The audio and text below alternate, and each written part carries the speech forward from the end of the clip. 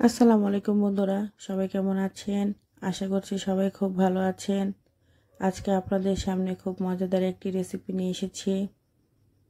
শুটকির লাভারদের জন্য এটা খুব প্রিয় একটি খাবার।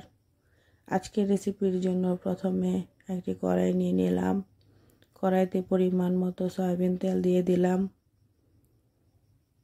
এখন কেটে রাখা পেঁয়াজ রসুনগুলি গরম তেলের মধ্যে দিয়ে দিব। প্রথমে পেঁয়াজ কুচিগুলো দিয়ে দিব। পেঁয়াজ কুচিগুলো দেওয়া হয়ে গেলে দিয়ে দিব রসুন কুচিগুলো। পেঁয়াজ ও রসুন কুচিগুলো তেলের সাথে খুব ভালো করে উল্টে পাল্টে নেড়ে দিব। কিছুক্ষণ ভাজা ভাজা করে নিব। পেঁয়াজ রসুনগুলো একটু সেদ্ধ হয়ে গেলে দিয়ে দিব পরিমাণ মতো কাঁচামরিচ ফালি করে কেটে রাখা।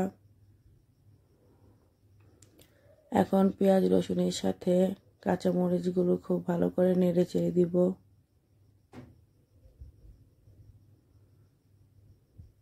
নেড়ে চেড়ে পেঁয়াজ রসুনগুলোর সাথে মরিচগুলো খুব ভালো করে ভাজা ভাজা করে নিব। দিয়ে দিব ধুয়ে রাখা পুঁটি শুটকি বা চাপা শুটকি।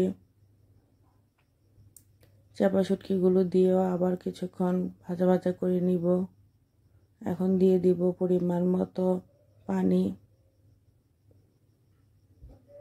পানি দিয়ে কিছুক্ষণ ভাজা ভাজা করে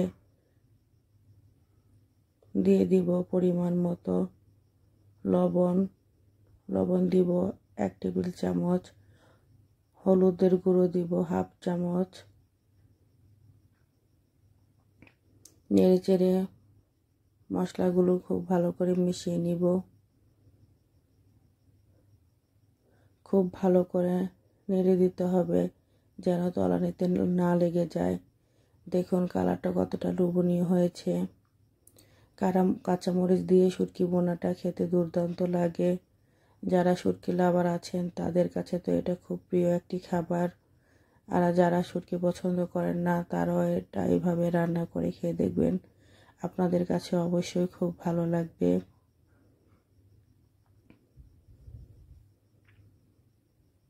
আমাদের নরসিংদীর মানুষের কাছে শুটকি খুব পছন্দের একটি খাবার। নেড়ে চেড়ে ভাজা ভাজা করে নিতে হবে যতক্ষণ পর্যন্ত তেল ছাড়া অবস্থায় না আসে।